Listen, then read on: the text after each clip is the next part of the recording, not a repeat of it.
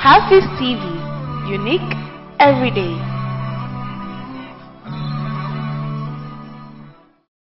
Manzan Allah ya ce tun kahul mar'ali arba, ana auren mace saboda abubuwa guda hudu. Ana auren wata limaliha saboda arziki na kudi da Allah ya bata, wata lihasabiha saboda dangi zuriya da ta fito ciki, wata lijamaliha domin kyawunta sai sa aka aure ta, ake so a aure ta. Sa'annan wata kuma lidiniha, ana aurenta ne domin addininta, halin kirki da tabi'a na addini. Sai manzan Allah sallallahu alaihi wasallam yace fasfar bi zati din taribat yadak, yace karabonta da wanda take da addinin nan ka samu arziki. Sai kai ka te kan TikTok, ka te kan Instagram, ka te kan wanene gram, wurin kawai kaje ka ga mace ba ka san addininta ba, ba ka san halinta ba, gaba da wai za ka aure ta. Iyayenka na gida, uba na gida, uwa na gida, su ma sun lura malam wani mutumin kirki ne, ajiye wance mutumin yan kirki ne, halinsu yana suka zama da juna na da kyau, da gidansu muka aure da ya yi kyau. She suka ce maka wani Kasimu na'am, wallahi kaga diyan wancin ga yariyan kirki ne, baban kuma na san shi, uwan na san shi, kaza kaza. Ce zamanin gaba ba kowa, I have my right and I have my choice. Ni dai ba bani, ni zan zabo. She ka je ka zabi macijiya kunama ta zo gida wanda ke da kanka ba ka san wani tushe ta tashi da shi ba, wani tarbiyya ta tashi da shi ba. Waye nuna maka kaman iyayenka ba su da hanya su baka mata? Nunawan arna. Waye nuna maka kaman in su suka nuna maka kaman ga macen kirki ka ce musu san bai yi, shaidai wanda ka kan TikTok? Nunawan arna. Sai ya kawo yau batawan aurenmu, kowane rana auraya sun bata.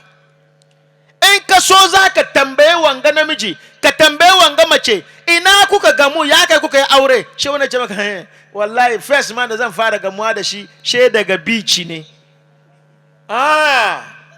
Beach kaje ka samu mijinki, daga beach kaje ka samu matanka. Waye nuna maka daga beach ake neman mata?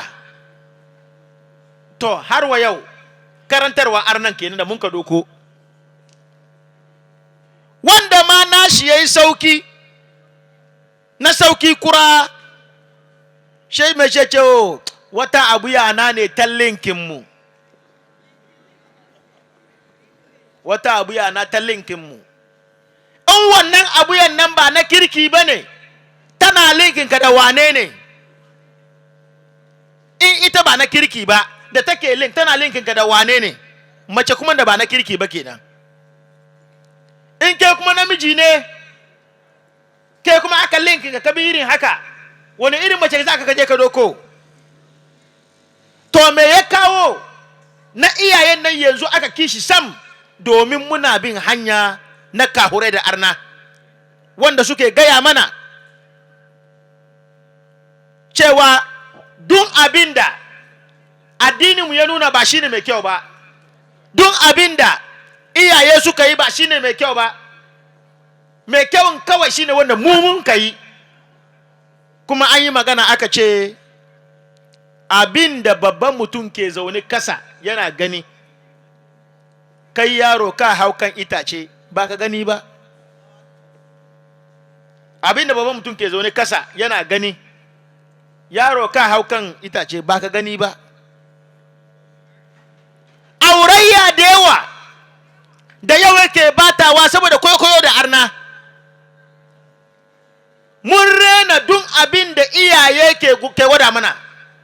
Ba mu ce wai kowane mace uba ya kawo ko uwa ta kawo dankan dole ka karbi, ba haka muka faɗi ba.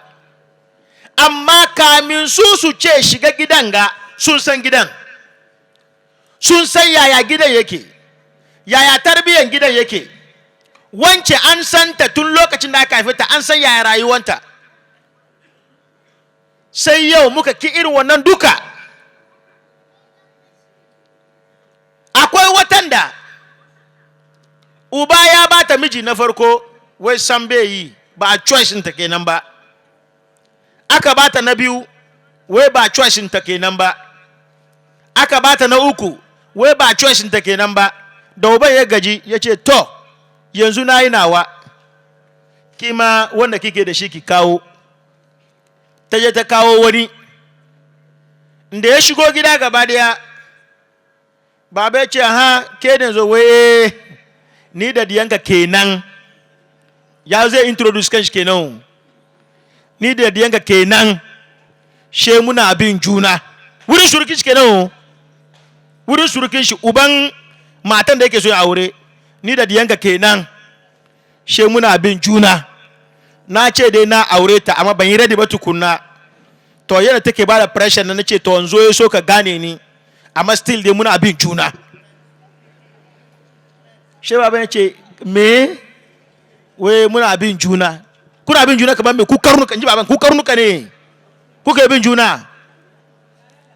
An ba ta miji ta ce ba ta so, nace ta kawo mijinta, kai ka zo ka ce kai ba kai shirin aure ba amma kuna bin juna.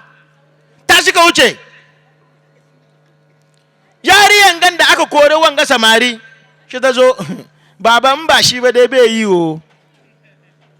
Shi ni nike so. Mutumin da har wa yau wai kishi yana bin, kuna bin juna, kuma shi bai yi niyyar aure ba, amma ya zo dai a gan shi. An nuna miki ga mutumin kirki wanda ke da niyyar aure, wai a'a. To karshe samari ya aure ta, amma auren nan bai yi 2 years ba. 2 years bai yi ba. Sun rabu. Domin me? Domin abin da manya ke gani, kai yaro ba ka ga wannan abin. Me ya kawo taki na iyaye na kwarayin nan? Wai domin zamani an nuna mata, kahure sun nuna mata kaman ba yanzu batun yayi ba, batun ki ne kawai, batun kai namiji ne kawai.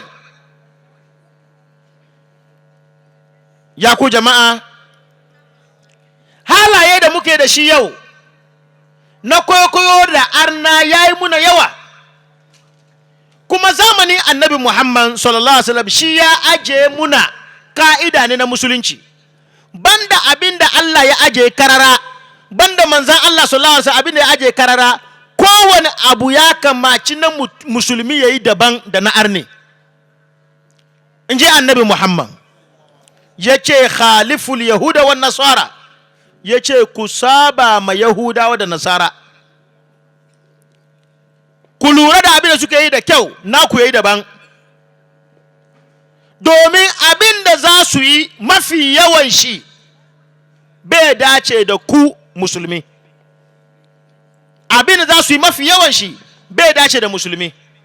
Ce da haka mace kai musulmi ka duba menene addini ka yaje maka, ka rika wannan. She dai abin da addinin ka yaje ya kuma dace kamar su ma suna yin shi haka, she ka rika wannan. In ba haka ba ka saba musu. Ya ku jama'a, zance na biyu a cikin abubuwan da ya zama muna abin damuwa na yau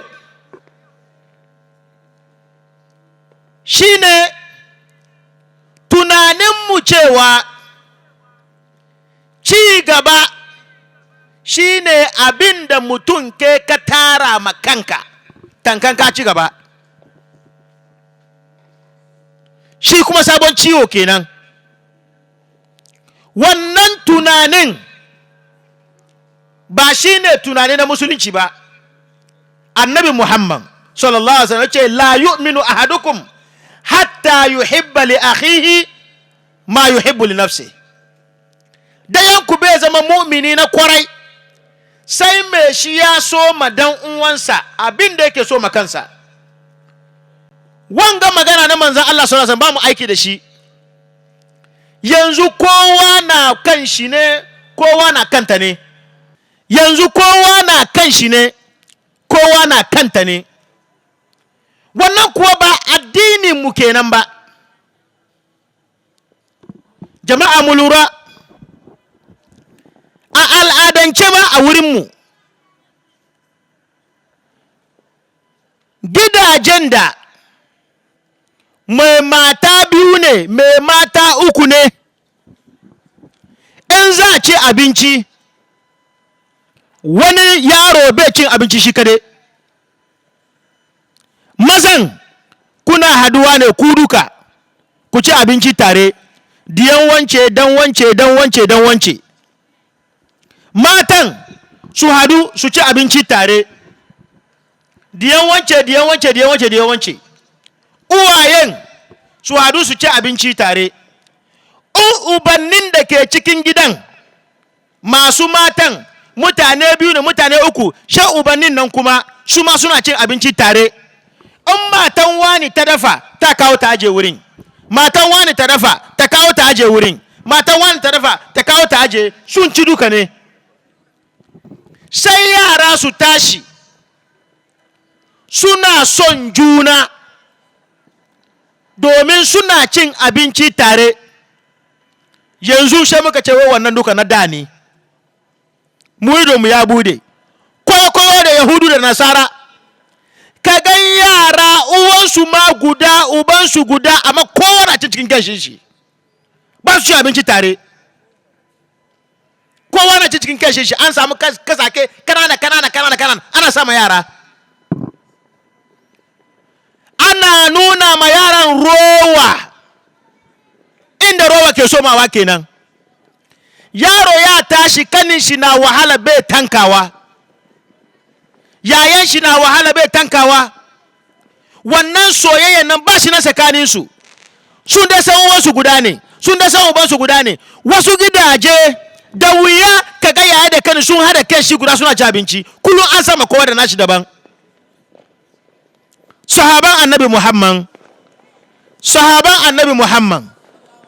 sahaban annabi muhammad manzan Allah da sahabansa duka suna hada hannu ne cikin kasko guda a ci abinci da manya da yara wata rana annabi muhammad sallallahu alaihi wasallam yana cin abinci tare da abdullahi ibn abbas radiyallahu ta'ala anhuma sai ya ga yaro yana ci abinci in ya diba kadan nan ya diba ta nan sai manzan Allah sallallahu alaihi wasallam ya ce ya gulam san billah wa kul bi yaminik wa kul mimma yalik ya ce ya kai yaro in za ka ci abinci fara ce bismillah kuma ka ci da hannun dama kuma ka ta ci abin da ke gabanka me aka yi ma yaron nan an nuna mai yadda ake cin abinci saboda ya zauna shi da manya suke ci in yara suka yi haka kanni suka yi haka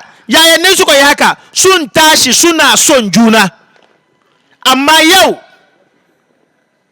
mun raba komai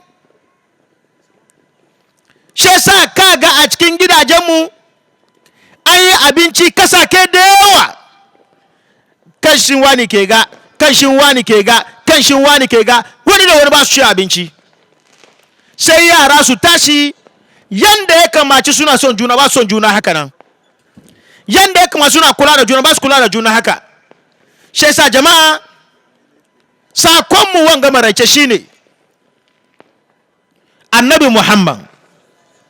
annabi muhammad ya riga ya gaya mana mun bi hanyoyin yahudu da nasara har su je suna shiga cikin ramin da mun ne muna neman mu shiga shi yasa mu dawo daga wannan rakiya ko me za mu yi mu tambaya yaya manzan Allah da sahabansa sun kai mu rika wannan mu yi da wannan za mu samu zaman duniyar mu yayi kyau mu tayi lahira kuma yayi kyau sa'annan su kahure da arnan kuma su girmama mu kamar lalle Allah ya ba mu abu mai kyau amma muka ce namun nan bai da kyawo nasu ne mai kyau kuma muna addu'a kamar kada Allah ya sa mu bi hanyar su mu yi ta yin gairil magdubi alaihi wala dalil mu ce amin amma sha mu bar namu mai kyau muna dokan nasu mun tashi da mu da su duka daidai kuma mu da su muka shiga cikin lalaci sun fi mu shi yasa ba su gan girman mu kuma ya kamaci mu rika namu mai kyau saboda a ga musulmi a san lalle wanga musulmi ne mai bin Allah mai bin annabi Muhammad sallallahu alaihi wasallam. Wassalamu alaikum warahmatullahi wabarakatuh.